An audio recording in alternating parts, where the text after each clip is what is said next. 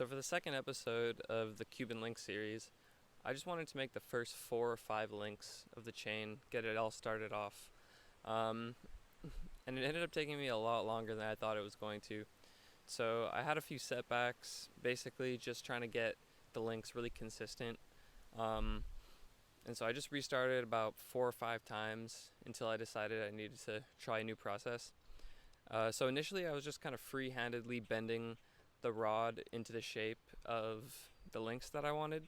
Um, and that's sort of where the issue with the consistency was. So what I ended up deciding to do was make a graphite jig.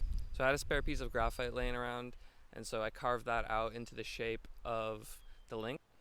So I basically did the same process of bending the rod, but I was able to place it into the jig, and then that made sure that I was perfectly aligned.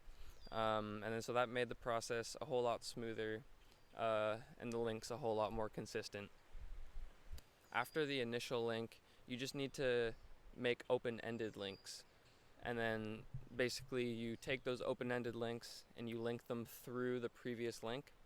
And then once they're linked through, you then close it off and weld it all together. So after the first link, it's the same process over and over and over.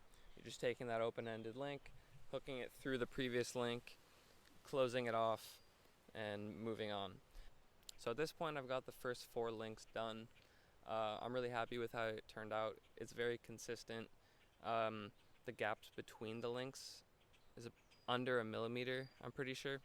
So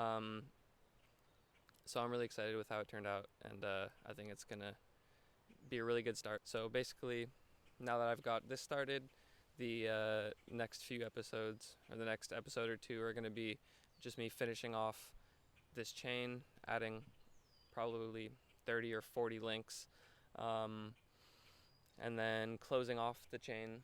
And then once that's done, I can move on to grinding and polishing, and then hopefully it'll be done. So yeah.